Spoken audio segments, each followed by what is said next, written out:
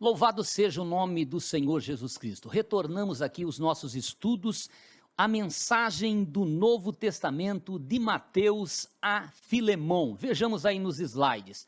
O Evangelho de Mateus, o Evangelho de Marcos, o Evangelho de Lucas, o Evangelho de João e Atos dos Apóstolos. Os três primeiros evangelhos são chamados sinóticos porque são bem parecidos. O quarto evangelho é conhecido como Evangelho do Filho de Deus e o livro de Atos é o livro histórico do Novo Testamento. A mensagem do Evangelho, segundo escreveu Mateus, ela trata de Jesus como rei. Mateus era um coletor de impostos e que se converteu e passou a ser um discípulo de Jesus. Escreve este evangelho nos anos 60 até os anos 70 depois de Cristo. A mensagem dele é Jesus o rei que nasceu numa manjedoura, o rei que curava as enfermidades, o rei que expulsava os demônios, o rei que falava, contava parábolas, capítulo 13 de Mateus, as parábolas do rei, e aí depois o rei que morreu e que ressuscitou. Nós temos o livro Evangelho de Jesus Cristo, segundo escreveu Marcos, que ele era filho da irmã Maria, ele era primo de Barnabé, um doutor da igreja primitiva, e também companheiro de Paulo também, outro doutor da igreja primitiva. Marcos, ele caminhou ali entre os gentios e por isso ele escreve o evangelho de Marcos para os romanos. Foi o primeiro evangelho escrito dentre esses quatro evangelhos do Novo Testamento. Então ele escreve dos anos 50 até o ano 60 e ele trata de Jesus Cristo como servo, porque Roma tinha muitos servos e então ele queria ensinar que Jesus Cristo ele não veio para ser servido, ele veio para servir e para dar a sua vida pela humanidade. No Evangelho de Lucas, nós encontramos então o evangelista Lucas, que era um médico e que, embora fosse um gentio, ele acompanhou também Paulo em suas viagens, foi um médico auxiliar do apóstolo Paulo, e ele escreve então o terceiro evangelho para Teófilo. A mensagem a Teófilo era um homem muito famoso, de alto escalão daquela época, mas que a mensagem do evangelho de Lucas não ficou para Teófilo, ela era para todo o mundo gentílico, o mundo grego. Então, quando Lucas escreve, ele escreve de forma detalhada sobre o nascimento, o crescimento de Jesus, os milagres de Jesus Cristo, até a morte e ressurreição de Jesus. Ele diz a Teófilo, olha, eu procurei organizar os pensamentos para te escrever um texto completo. Então esses evangelhos são escritos em tempos diferentes e para pessoas diferentes. O quarto evangelho é o evangelho de Jesus Cristo, segundo escreveu o evangelista João,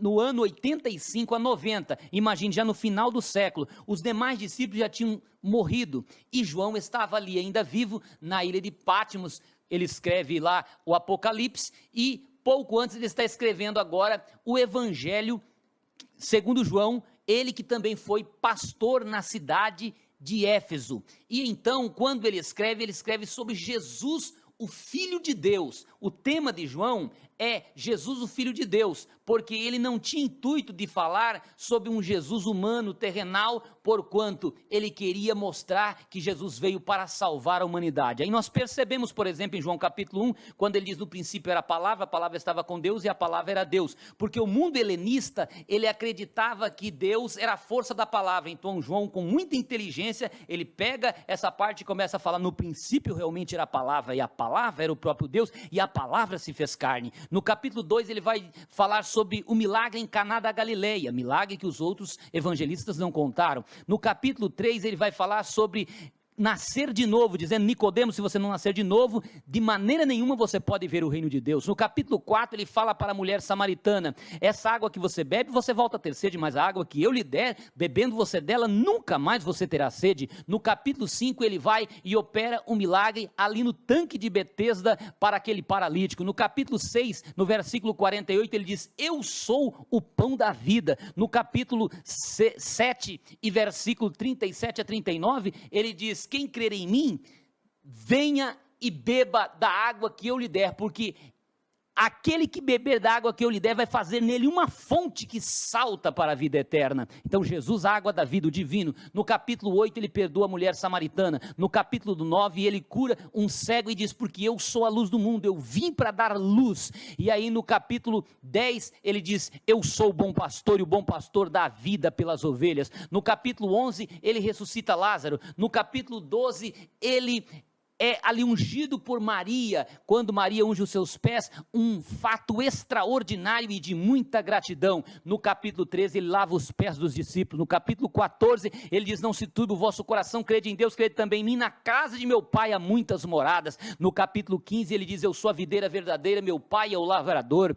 No capítulo 16 ele diz que o Espírito Santo será enviado e convencerá o mundo do pecado, da justiça e do juízo. No capítulo 17 ele faz a sua oração sacerdotal, oração por toda a igreja, e do capítulo 18 em diante, então fala da sua morte, da sua ressurreição. O livro de João é um livro que fala do Cristo divino e que trata de salvação.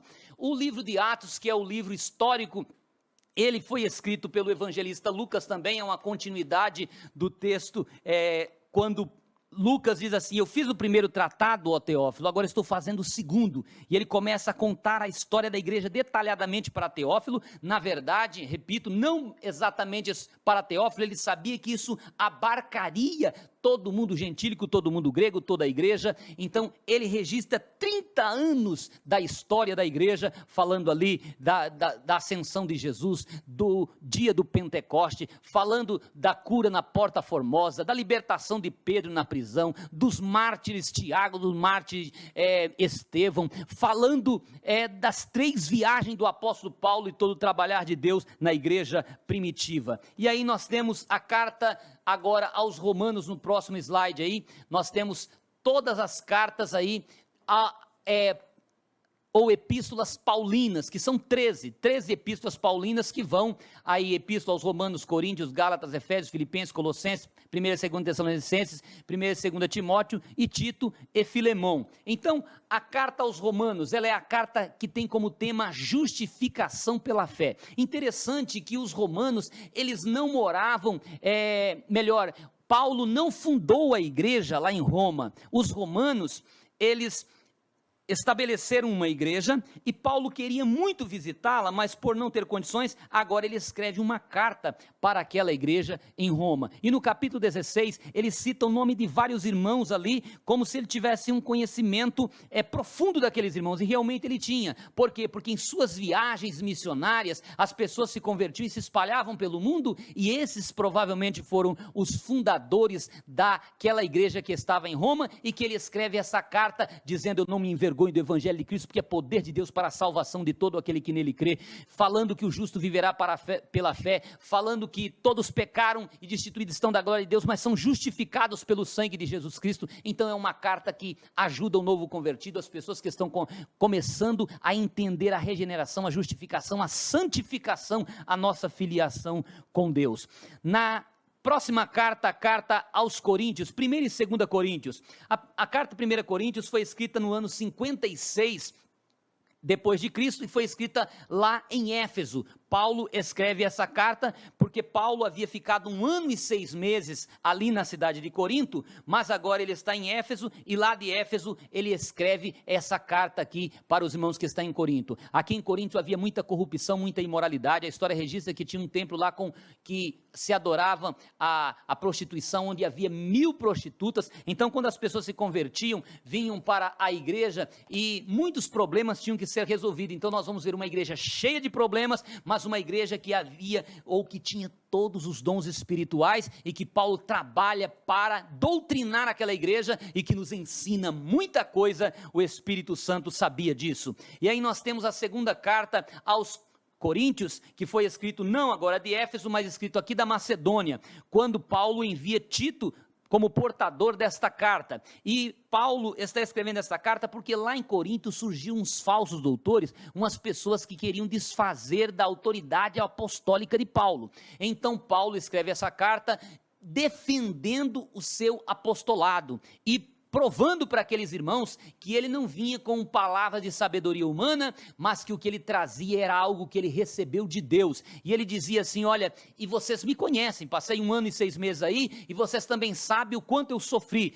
Aí ele fala: 5 vezes eu levei uma quarentena de açoite, -1, 3 vezes eu fui açoitado com varas, uma noite, um dia passei no abismo, eu uma vez fui apedrejado, e ele começa a contar dos seus jejuns, dos seus sofrimentos, e dizendo: vocês sabem das minhas marcas, e então ele defende o seu apostolado. Na mensagem da epístola aos Gálatas, então ele escreve a epístola agora aos Gálatas. Interessante que Gálatas não está na ordem cronológica, porque ela foi uma das primeiras cartas escritas. 1 Tessalonicenses, 2 Tessalonicenses, provavelmente foi a primeira, e depois Gálatas. Então aí não se sabe qual exatamente foi a primeira. Por que Gálatas, mesmo que estando lá no meio das cartas, ela é uma das primeiras?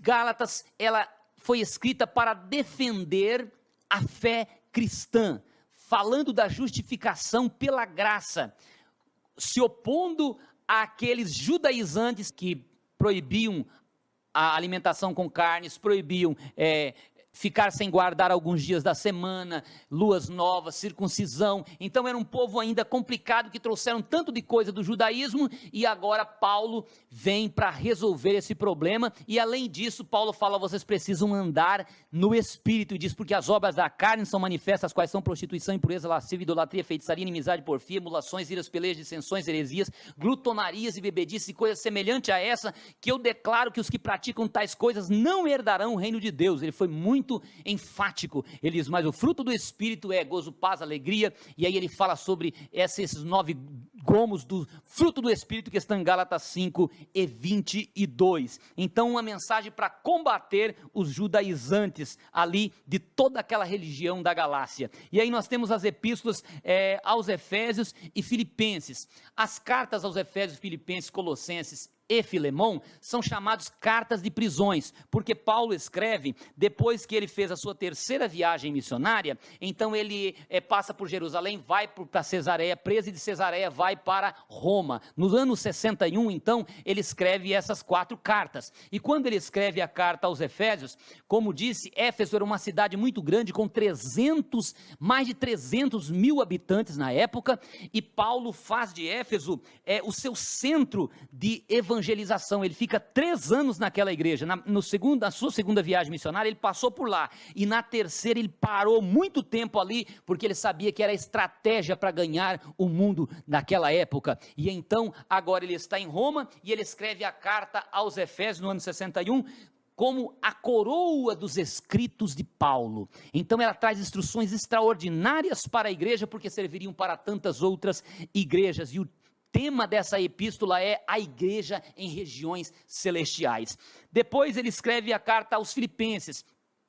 Filipos era uma cidade portuária, a primeira cidade ali da Europa, e Paulo está agora enviando uma carta para aquela igreja, onde ele levou uma surra ali quando ele chegou naquela cidade, quando estava com Silas, e houve um terremoto na prisão à noite, que nós conhecemos a história. Então agora ele está preso em Roma, no ano 61, muitos anos depois, quando essa igreja estava fundada, e ele escreve uma carta chamada Carta da Alegria. Mesmo ele estando preso, ele fala: regozijai-vos sempre, outra vez vos digo, regozijai-vos. E aí vem então a próxima carta, a carta aos Colossenses. A carta aos Colossenses, Paulo escreve no mesmo estilo daquela carta que ele escreveu aos Efésios, e parece que foi enviada na mesma hora pela mesma pessoa. Então os irmãos de Colossos recebem uma carta onde apresenta Jesus como a cabeça da igreja, os crentes como membros desse corpo, e fala assim: o mistério que estava oculto desde todos os tempos, agora está revelado, a saber, Cristo morando em vós. Agora Jesus passa a morar em nós. Esse é o mistério que estava oculto, quando Cristo agora passa a morar em nós e faz de nós igreja. Então a igreja não era conhecida claramente no Antigo Testamento, mas agora Jesus estabelece a igreja, e Colossos recebe essa carta também profundíssima, à semelhança de Efésios. Nós temos então a próxima carta, não, aqui ainda estamos na carta de Tessalonicenses, que é 1ª e 2ª Tessalonicenses. Essa carta de 1ª e 2ª Tessalonicenses, que eu disse, foi uma das primeiras cartas escritas por Paulo, e foi escrita aí nos anos 51, quando Paulo, na verdade, ele sofreu ali como que uma expulsão. Ele estava na casa de Jason e seguraram Jason, mas liberaram os missionários, e ele escapou.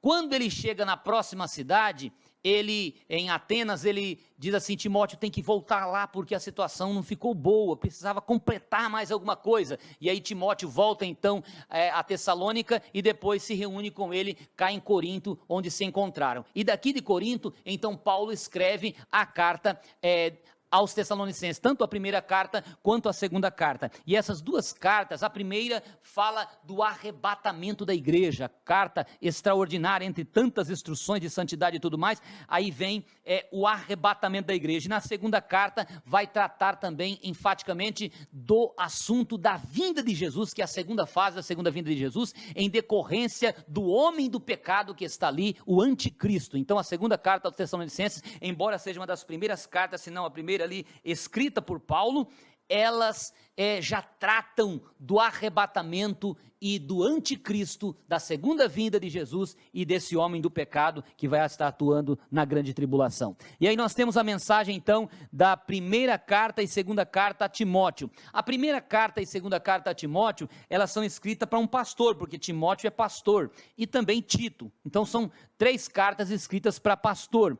Quando Paulo, ele escreve essa carta, ele escreve porque ele deixou Timóteo sendo pastor lá em Éfeso, e aí ele escreve lá da Macedônia, explicando para Timóteo: Timóteo, eu estou a caminho de Nicópolis, eu preciso encontrar com Tito lá em Nicópolis, mas eu vou deixá-lo em Creta, e eu estou enviando essa carta para você, para que você siga essas instruções. Então ele dá instruções pastorais para Timóteo, dizendo: Timóteo, você é jovem, mas você não deve pensar que não merece respeito por você ser jovem. E aí dá tantos conselhos, porque realmente Timóteo era um verdadeiro servo de Deus, filho da irmã Eunice e também filho, neto da irmã Lloyd, mulheres que deram muito exemplo. E então nós temos a segunda carta. Essa segunda carta, diferente da primeira, que foi escrita lá na Macedônia, essa foi escrita numa segunda prisão de Paulo. Olha bem, Paulo foi preso em Roma, e depois de uma segunda fase de prisão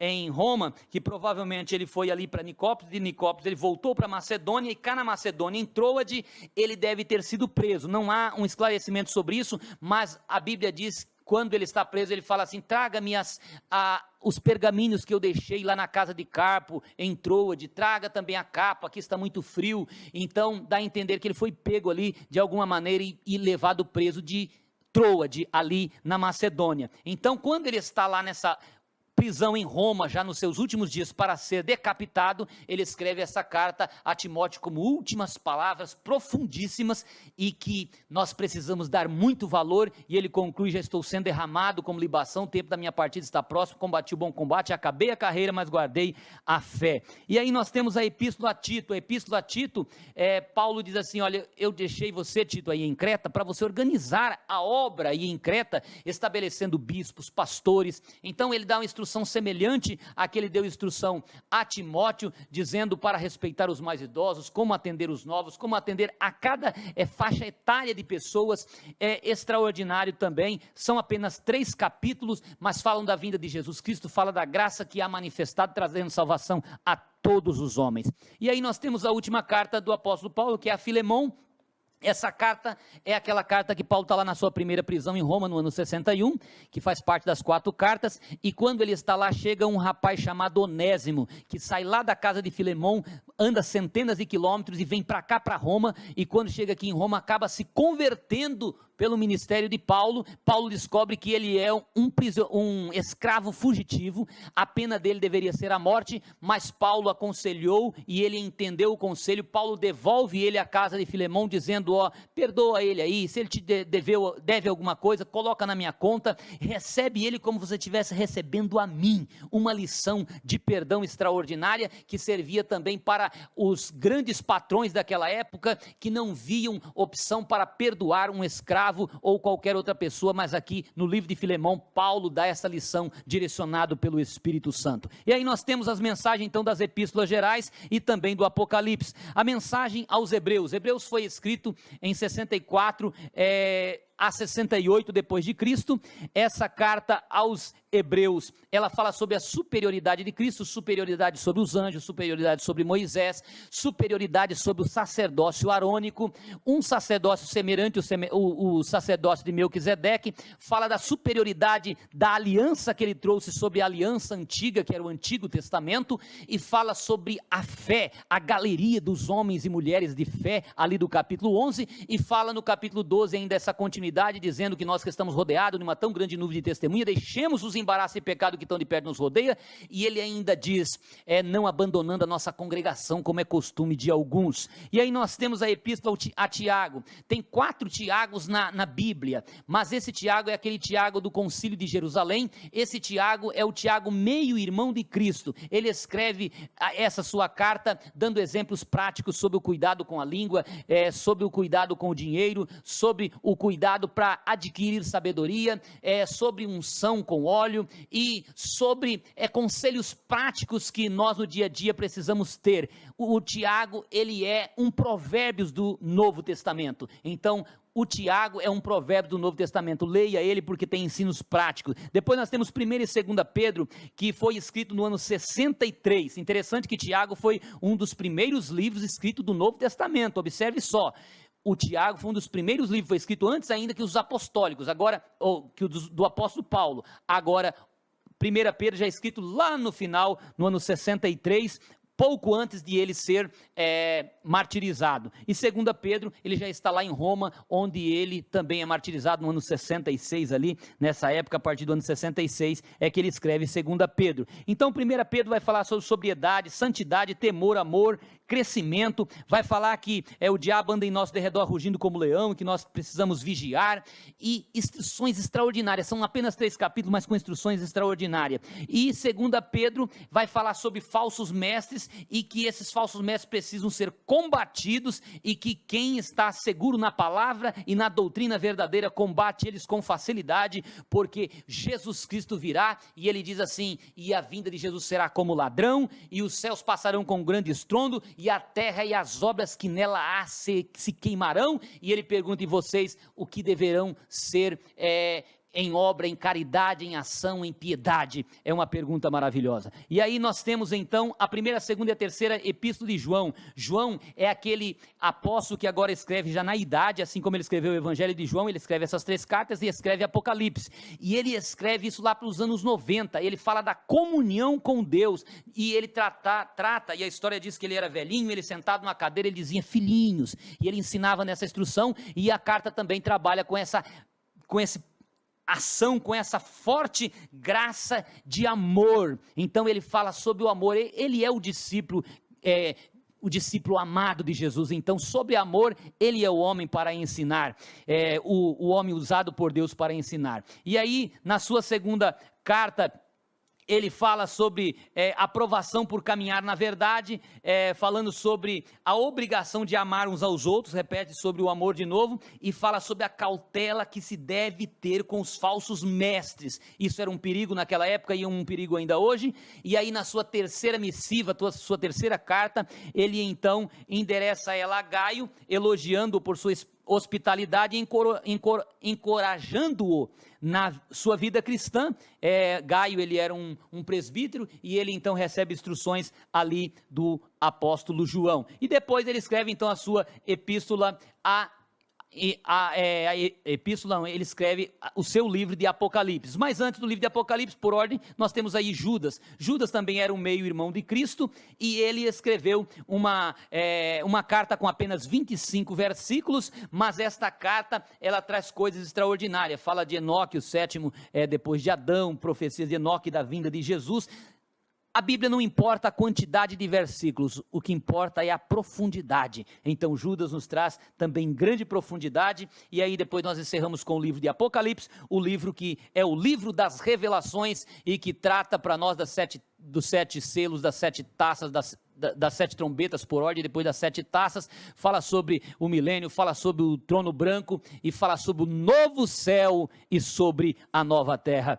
Louvado seja o nome do Senhor. Aqui encerrando, nós temos um próximo slide aqui, irmão, falando sobre algumas especialidades bíblicas. Então nós temos aí vamos encerrar aqui com as línguas originais, textos isolados, textos obscuros, sentido literal e figurado e a força de expressão e hebraísmo. Esse é o penúltimo slide. Eu trouxe isso aqui porque nós, quando formos ler a Bíblia, nós como estudante, nós precisamos cuidar para a língua original. Nós estamos estudando língua portuguesa, mas devemos entender que a Bíblia não foi escrita em língua portuguesa, foi hebraico, aramaico e grego. E então, o costume, o tempo daquela língua, a forma deles falarem, não era a mesma nossa. Então, alguma coisa que às vezes eu até quero criticar, e às vezes sem conhecimento. Então entenda, se você não entendeu alguma coisa da Bíblia, procure lá no original, alguma coisa, faça um esforço, procure quem entenda, mas não questione a Bíblia, porque ela não precisa ser questionada, ela não precisa ser defendida por ninguém,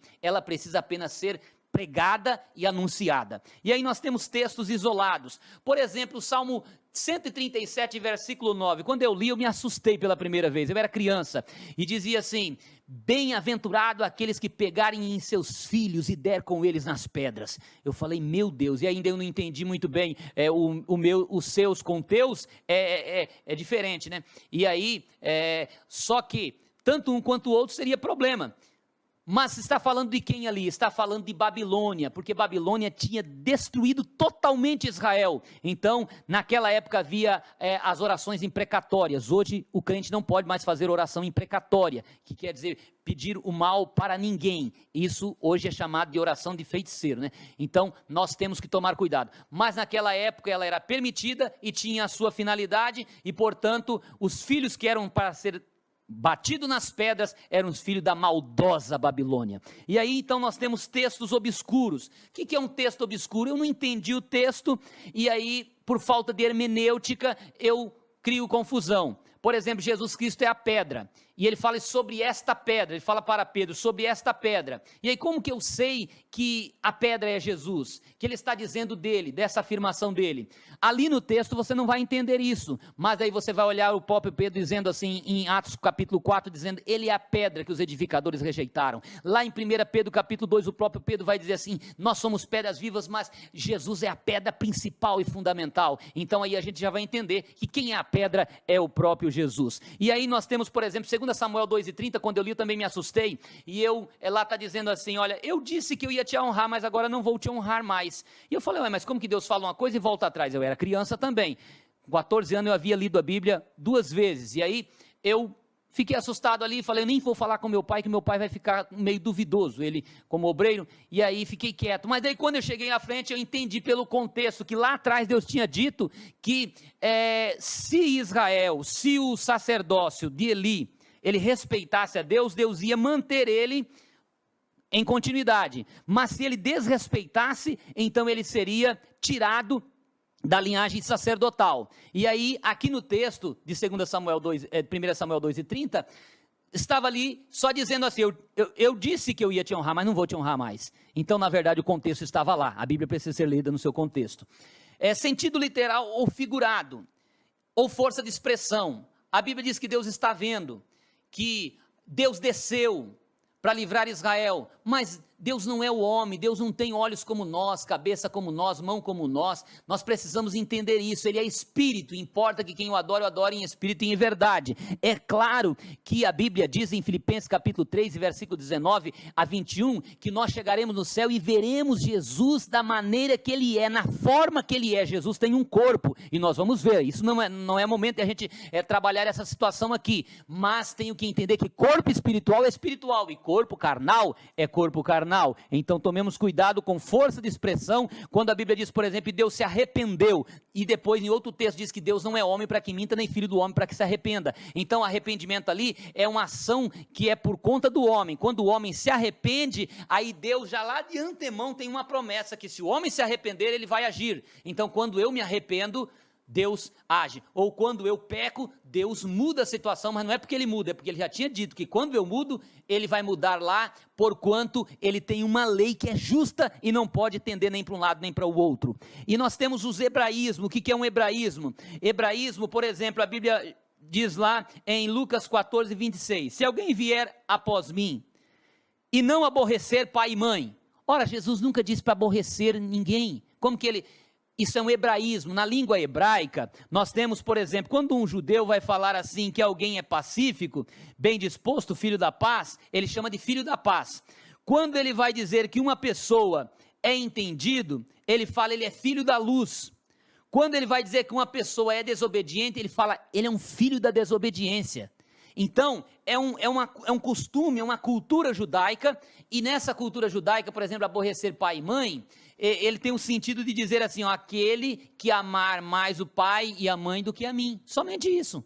Mas se eu não conheço o hebraico, eu fico questionando, como que Jesus está dizendo que tem que aborrecer pai e mãe, quando os textos bíblicos estão dizendo que é para amar o pai e a mãe, o próprio Jesus ensina que é para amar o pai e a mãe, hebraísmo. Então tomemos cuidado com os hebraísmos, a Bíblia não foi escrita em português, como eu disse no seu original. Atentando para algumas especialidades aí no próximo slide, parábolas.